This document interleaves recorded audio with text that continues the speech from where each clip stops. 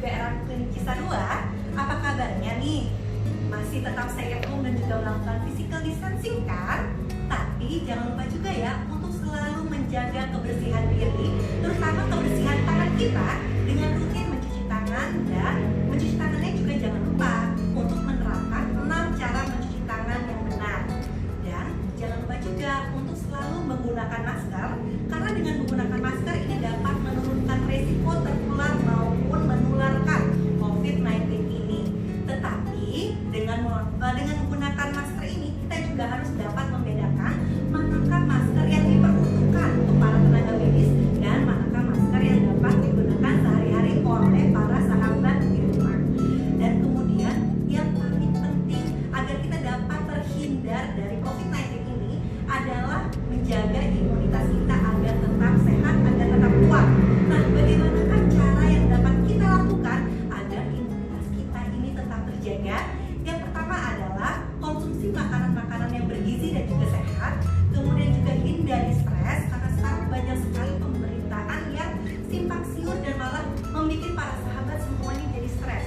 Nah, ini hindari ya, karena kalau kita stres ini juga dapat menimbulkan imunitas kita. Dan kemudian walaupun kita berada di rumah terus, kita harus menyempatkan untuk berolahraga minimal 3-5 kali dalam seminggu. Dan ketika berolahraganya pun ini minimal 30 menit dan maksimal 1 jam. Kemudian juga ada faktor yang sangat-sangat penting agar imunitas kita ini benar-benar tinggi, yaitu adalah dengan mengkonsumsi suplemen-suplemen agar imunitas kita ini tetap kuat. Dan kemudian juga yang sekarang banyak saya lihat oleh para sahabat, pagi-pagi sekarang jadi sering berjemur ya. Nah, sebenarnya apa sih tujuan dari para sahabat semuanya untuk berjemur? Banyak yang DM saya melalui Instagram ataupun WhatsApp pribadi menanyakan, "Dok, saya tuh kan sekarang berjemur, apakah dengan berjemur saya dapat terhindar dari corona?" Nah, nanti kita tanya ya jawabannya oleh rekan saya. Dan kemudian juga sebenarnya apa sih manfaat dari berjemur sendiri itu? Nah, pasti kan semua para sahabat ini ingin memperoleh vitamin D dengan berjemur. Nah, sebenarnya apa sih fungsi dari vitamin D tersebut? Apakah berjemur kita juga dapat memperoleh vitamin D? Dan apakah waktu berjemur yang tepat? Nah, kita akan membahasnya dengan rekan saya dan juga partner hidup saya, yaitu Dr. Raymond Pranawa, yang kebetulan tesisnya beliau ketika mengambil anti-aging medicine adalah membahas mengenai vitamin D. Wah, benar-benar pas sekali kan dengan apa yang ada saat ini. Nah, kita ngobrol-ngobrol lebih lanjut ya dengan Dr. Raymond Pranawa. Halo. Duduknya pun kita harus jaga jarak ya. Suami istri enggak lah. Nah, ini dong, Ya. karena kan sekarang banyak nih yang DM ke saya melalui Instagram, melalui WhatsApp juga, tanya mengenai berjemur. Katanya mereka kan sekarang jadi sering berjemur, tapi untuk terhindar dari corona. Nah, apakah ini benar dok? Memangnya dengan kita berjemur ini dapat menghindari dari COVID-19 ini? Berarti kan berjemur itu, apa berjemur itu antivirus gitu? Tidak. Lalu kan berjemur manfaatnya untuk mendapatkan vitamin D. Jadi vitamin D itu dapat bersifat antivirus juga. Sejauh yang saya baca secara penelitian juga tidak bersifat antivirus. Kalau untuk melawan virus berarti kan kita harus kasih obat atau senyawa atau zat yang berlawanan yang dapat membunuh virus itu. Contoh, kalau ada infeksi bakteri kita kasih antibiotik, antibakteri. Nah, sebenarnya itu vitamin D itu kenapa orang suka berpikir seperti itu, dan juga banyak yang berpikir bisa membunuh virus. Sebenarnya secara tidak langsung memang vitamin D itu dapat meningkatkan imunitas. Ya. Tapi saya mau bicara dulu di penelitian saya sebenarnya mengenai vitamin D, tapi itu untuk menurunkan biomarker inflamasi dan juga beberapa profil lipid, tidak secara langsung untuk imunitas. Tapi kan saya membahas itu semua, saya baca jurnal itu semua, dan memang kalau saya baca ini semua kan, jadi dari yang saya baca itu ada yang namanya imunitas Kloto. Nah, Plus Proto itu yang dapat meningkatkan daya tahan tubuh kita, terus pengenalan terhadap benda asing masuk ke dalam tubuh kita. Itu vitamin D itu dapat mengindus pengenalannya, lalu kedua untuk penghancurannya apabila ada benda asing masuk ke dalam tubuh kita. Nah, nanti prosesnya gimana? Ada yang namanya marker-marker inflamasi, sitokin seperti interleukin 6, 11 ya, itu kan lebih spesifik ya. Intinya ada yang keluar dari tubuh kita karena vitamin D yang tinggi dalam tubuh kita untuk melawan benda asing masuk ke dalam tubuh kita. Nah, balik lagi, bagaimana virus masuk? Jadi intinya dengan vitamin D langsung dianjurkan nggak? Ya enggak secara langsung gitu. Balik lagi bagaimana respon tubuh kita. Oke, iya. Tapi dengan berjemur kita dapat memperoleh vitamin D. Dapat diperoleh, tapi cukup atau tidak itu pertanyaannya. Nah, cukup atau tidak dong? Sebenarnya bagaimanakah cara berjemur yang benar agar kita dapat memperoleh kadar vitamin D dong?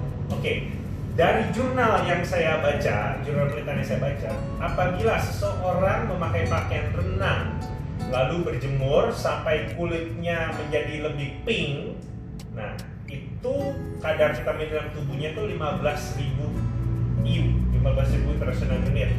Dengan pakaian renang, kulitnya sampai pink. Berarti kita bayangkan dengan pakaian renang itu seperti apa sih? Itu yang model celana atau swimsuit saja untuk wanita itu 15.000 IU. Sedangkan kita, apakah kita berjemur dengan pakaian renang? Tentunya tidak dong. Nah, Saya kalau menggunakan produk kan nggak mungkin juga keluar dengan menggunakan pakaian terbuka.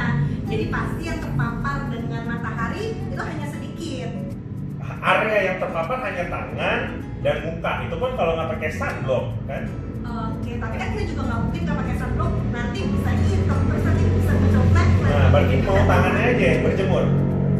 Nah, berarti kalau gitu walaupun kita berjemur, kalau kita menggunakan pakaian yang tertutup seperti ini juga kurang untuk memperoleh vitamin D-nya ya dok ya? Bahkan tidak berguna sama sekali. Kalau kita pakai pakaian gelap, itu akan terpantul sinar UVB-nya. Karena berguna untuk proses vitamin D dalam tubuh kita adalah sinar UVB. Ya. Tetapi kalau kita pakai pakaian yang tipis dan cerah, masih bisa masuk.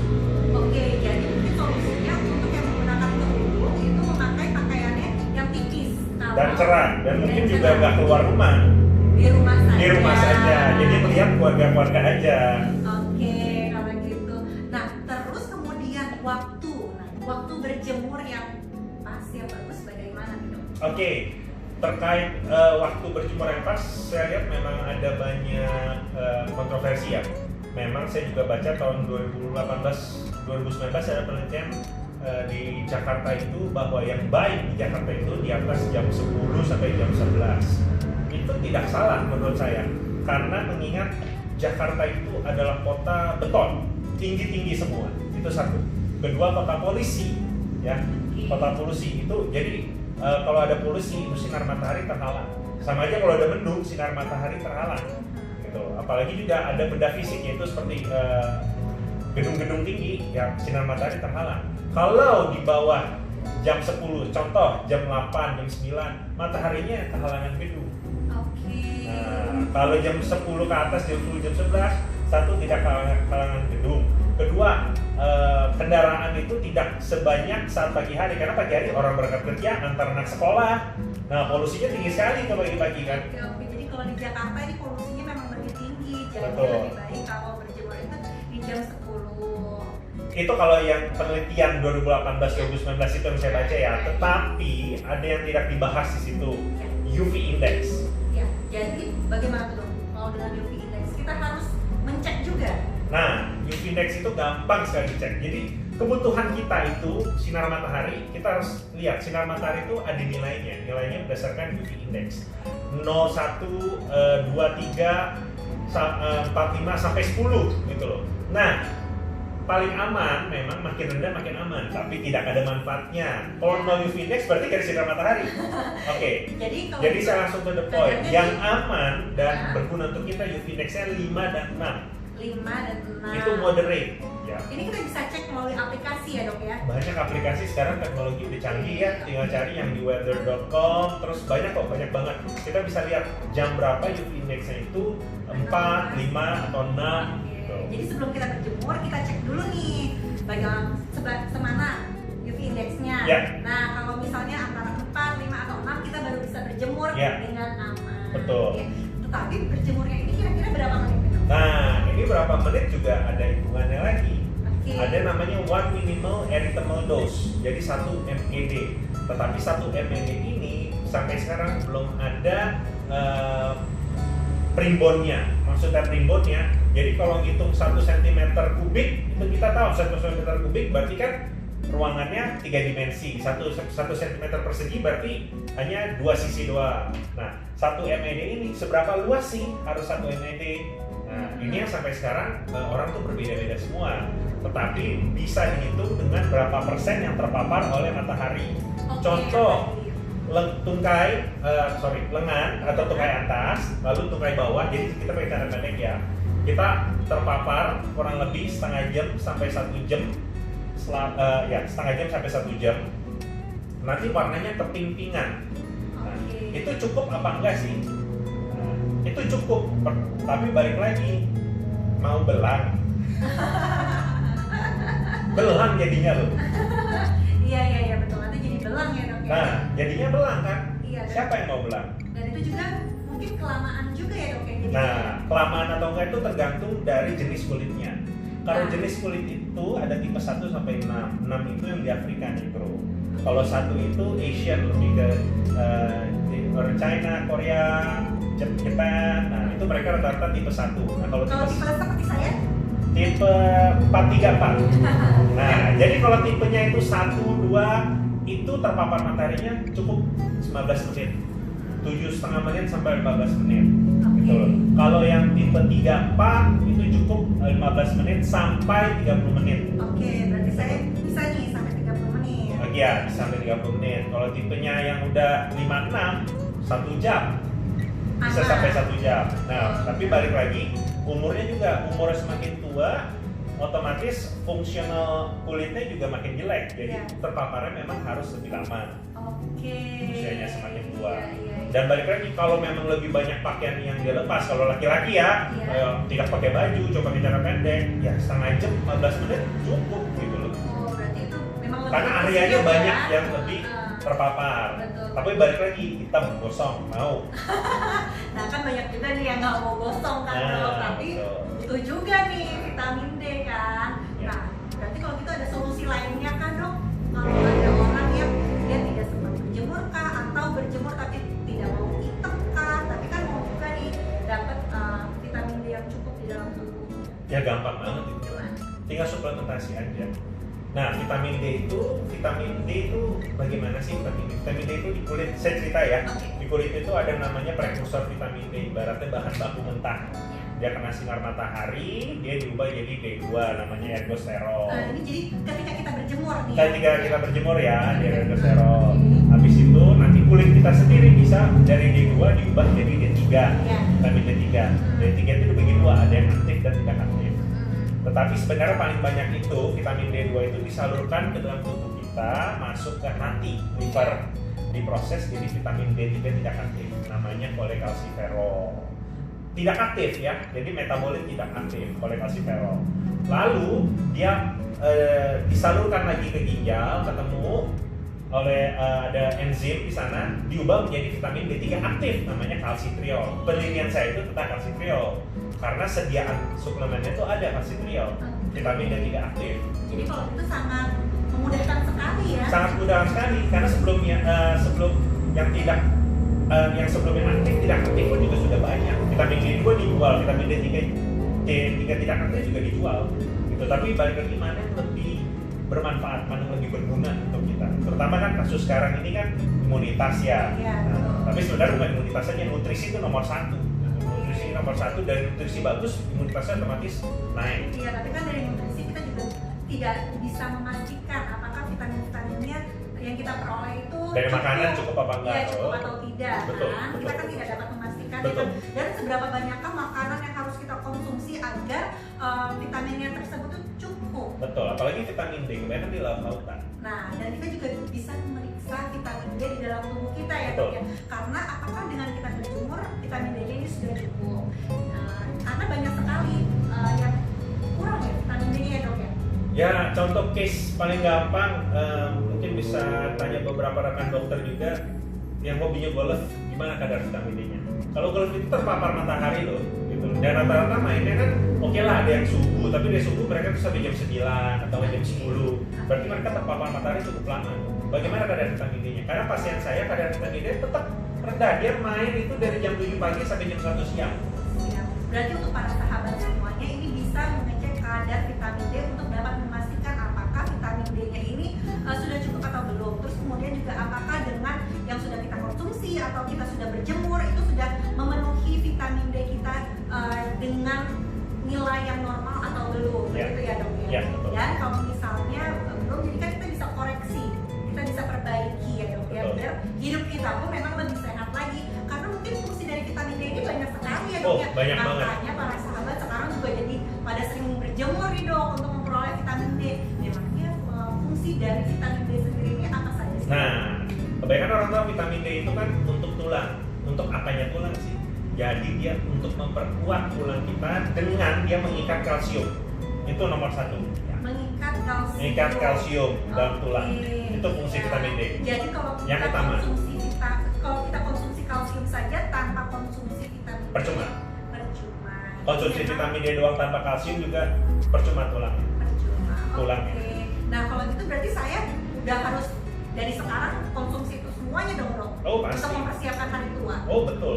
Karena kan nggak usah menunggu sampai tua, umur 30-an juga banyak sekali kan orang yang juga Osteoporosis. ya betul, dan juga kayaknya merasa tulang-tulangnya udah pada nggak enak segala macam ya dok ya. Jadi Ya. mungkin perlu kita juga untuk mengkonsumsi kalsium dan juga vitamin D ya. Ya betul. Nah itu fungsi pertama, fungsi yang paling umum. Tapi fungsi lainnya di penelitian saya ternyata vitamin D itu dapat menurunkan kadar lipid. Kadar lipid apa sih? Kolesterol jahat. Oke. Lalu bisa itu penelitian saya. Iya. Lalu bisa juga untuk menekan kanker, proliferasi kanker, sel kanker. Jadi kan kalau kanker itu kan dia udah bertumbuh, berkembang. Ternyata dengan kita kasih vitamin D dia dapat ditekan. Gitu loh. Vitamin D itu juga sering dipakai pada kelainan kulit. Kelainan kulit yang seperti Autoimmune apa? disease. Oh iya betul. Psoriasis. Iya betul. Terus SLE. Nah itu vitamin D pasti kita kasih. Kenapa? Karena dia punya sifat protektif terhadap kulit. Jadi benar-benar manfaatnya nih besar banget dan Besar banyak banget, banget ya besar banget. vitamin D. Nah, dan yang terakhir itu ya imunitas ternyata dapat ditingkatkan gitu dengan vitamin D gitu. Banyak teori-teorinya, sampai sekarang teorinya pun itu juga masih banyak gitu loh. Oke. Nah tetapi kan dengan apapun yang kita lakukan, berjemur, terus juga kemudian juga makan makanan, ini kan belum tentu kan vitamin D-nya ini tercukupi. Jadi mungkin kita dapat mencek kadar vitamin D dan nanti kita dapat melihat seberapa vitamin D kita, dan kemudian nanti kalau sudah ada hasilnya kita bisa dapat koreksi apakah kita pastinya sih perlu juga kan ya dok ya asupan dari vitamin D tersebut. Betul. Kemudian ada yang ditambahkan lagi dok? Oke, kalau kita berjemur nggak cukup. Karena menurut saya itu kalau berjemur itu nggak akan cukup lah, kecuali memang kita pakai pakaian renang, kita cuma pakai celana aja dan kita berjemurnya dengan waktu yang lumayan. Seperti saya mungkin setengah jam gitu loh. Seperti dokter Asi setengah jam, tapi harus pakai celana doang dan sampai kulitnya kepintingan. Nah itu rata-rata setengah jam. Nah tadi kan ditanya Jakarta kan jam segitu, tempat lain jam berapa? Oh iya betul nih, kan kita sekarang adanya di Bogor nih dok. Nah, Kan kemana dong? Kalau di Kita jam Bogor, berapa nih? balik lagi tadi saya bilang pakai aplikasi aja UV index 56 itu tuh jam berapa? Jam 8 tuh udah ada. Oke. Jam 8 sampai jam 9 tuh 5 sampai 6 UV indexnya. Daerah Tangerang, Banten itu juga gitu loh. Berarti kalau gitu nggak usah bingung lagi, dimanapun kita berada cek dulu UV indexnya berapa. Betul, aplikasi banyak teknologi sudah itu. keluar untuk berjemur. Betul. Oke. Nah, lalu dosis. Nah dosis vitamin D nya berapa dok? Nah, oke. Kalau dosis, kalau sampai sekarang tuh penelitiannya masih banyak sekali, dan bahkan kalau di Amerika sendiri tuh bisa pemberian dosis sampai 20.000 unit, 10.000 unit. IU. Ya, sedangkan di Indonesia sendiri tuh satu butir tuh 400 sampai 1.000 unit. Iya. Kalau di Berarti kalau Indonesia. itu sehari kita bisa konsumsi 10 vitamin juga ya. Nah, balik lagi. Jadi kan kalau yang jadul ini konvensional kita ada namanya RDA gitu kan. Jadi kan rata-rata daily intake dalam sehari itu kebutuhan kita sebenarnya berapa sih? Tapi kan itu hanya sekedar dalam butuh aja, tetapi manfaatnya belum tentu ada gitu. Ternyata dengan pemberian dosis yang tinggi manfaatnya lebih bagus, lebih banyak daripada yang buruknya. Gitu loh. Efek sampingnya apa kalau vitamin D terlalu tinggi? Gitu loh. Hampir tidak ada. Kadang-kadang memang ada orang yang ada masalah pencernaan. Tetapi balik lagi vitamin D itu tidak bisa diberikan sendiri, harus diberikan bersama dengan yang lain. Oke, tadi diberikan bersama kalsium, kemudian juga ada lagi dok yang lain. Mineral. Oke, ini untuk mengikat biar kerjanya ini makin efektif di dalam tubuh Ya, kita ya dok ya, ya. betul. Oke, berarti kalau gitu vitamin D ini memang benar-benar banyak sekali manfaatnya, benar-benar kita membutuhkan sekali dan apapun penyakitnya ini dapat terbantu ya dok ya. Ya, Dengan terutama. asupan vitamin D. Oh ya dok. Kemudian kalau misalnya kita bisa ada penyakit ginjal, itu apakah kita aman juga? Sangat aman sekali. Kenapa? Karena vitamin D itu tidak dibuang di ginjal. Malahan ginjal itu memproduksi vitamin D. Vitamin D ini dikonsumsi dan jumlah dosis yang tinggi pada orang yang mempunyai penyakit ginjal. Gitu. Jadi kalau banyak vitamin D, ntar ginjal saya rusak. Nggak akan rusak sama sekali. Iya ya, soalnya kan banyak sekali para sahabat yang mungkin masih belum mengerti dan selalu bilang kalau kebanyakan konsumsi suplemen nanti takut ginjalnya rusak. Nah, jadi kita harus pelajari nih, setiap vitamin itu punya karakter masing-masing. Dia aktifnya seperti apa, tidak aktifnya seperti apa. Kita lagi bahas vitamin D. Vitamin D itu kan dari hati itu bentuk tidak aktif, lalu ke ginjal jadi aktif. Aktif dia baru bekerja ke reseptor di seluruh tubuh kita. Kenapa nih vitamin D segitu amazing ya? Karena reseptornya itu ada di semua sel tubuh kita, sel otot. Otot itu apa aja? Selain otot yang kita tahu seperti ini, pembuluh darah itu otot, jantung itu otot loh. Nah, vitamin D itu bagus banget. Gitu. Jadi buat orang yang buat nge-gym pun, buat orang atlet, Nggak perlu vitamin D. bukannya perlu lagi, sangat bermanfaat buat mereka karena mereka kalau injury itu nanti sembuhnya cepat. Terus malahan lebih susah untuk injury. Terus kalau latihan juga latihannya lebih bagus. Benar-benar dahsyat sekali nih. Bagus Pak, Manfaat. karena reseptornya tuh ada di mana seluruh tubuh kita. Gitu loh. Nah, nanti saat kita minum vitamin D yang banyak, saat sudah tidak perlu lagi, nanti secara otomatis tubuh akan menonaktifkan, tapi tetap berada di dalam peredaran darah kita. Nah, itulah yang kita hitung di laboratorium sekarang. Gitu. Oke, itu yang dihitung. Jadi mungkin misalnya kita sekarang cek kadar vitamin D. Ya. Nah, ini kita dapat mencek lagi untuk membandingkan kira-kira sebulan kemudian atau 2 bulan kemudian Oh, setelah prefer. kita mengkonsumsi. 3 bulan. Oh, 3 bulan. Jadi setelah kita mengkonsumsi vitamin D secara teratur setiap hari selama 3 bulan, kita akan merasakan manfaatnya dan juga kita ketika dicek di lab, ini hasilnya akan terlihat ya. Dok? Betul, akan terlihat. Oke, kalau gitu. Nah, mungkin segitu dulu untuk Oke. hari ini. Jadi kesimpulannya, Ya, kesimpulannya kalau kita mau berjemur, oh ya yang pertama kesimpulannya, apakah berjemur dapat membuat kita terhindar dari COVID-19 ini? Jawabannya tidak. Kemudian kapankah waktu berjemur yang terbaik? Nah, kita buka dulu saja aplikasi dan kita lihat indeksnya. Kalau indeksnya itu di antara 4 sampai 6, nah kita aman deh untuk berjemur. Tetapi ada syaratnya juga, berjemurnya ini tidak bisa nih semuanya terbuka bajunya, semuanya tertutup, tidak bisa ya dok ya. Ya. Jadi harus paling tidak memakai seperti pakaian renang. Betul. Ya. Dan kemudian juga vitamin D, agar vitamin D kita ini bisa cukup, nah lebih baik kita berikan suplementasi setiap harinya. Gitu, Dok? iya betul. Paling yang orang yang berjemur, tapi saya ingin pakaian lengkap lah. Saya nggak mau. Ya boleh, tapi syaratnya itu pakaiannya harus tipis satu, kedua warnanya harus cerah. Nah, kalau takut dilihat orang yang berjemurnya di rumah aja udah. Jadi jogging-jogging kecil di atap, di rooftop, gitu, di genteng. Betul. Jadi kan nggak usah kemana-mana, Betul. tetapi efek dari si berjemurnya ini kita dapat ya dok ya. Betul. Oke, mungkin saat ini sekian dulu dari kita. Oke. Apabila semua para sahabat ada yang ingin bertanya, bisa langsung WA ke nomor klinik kita atau bisa juga langsung telepon. Ya, semoga apa yang kita berikan saat ini bermanfaat untuk para sahabat semuanya di rumah. Salam sehat dari kami berdua. Oke, bye-bye.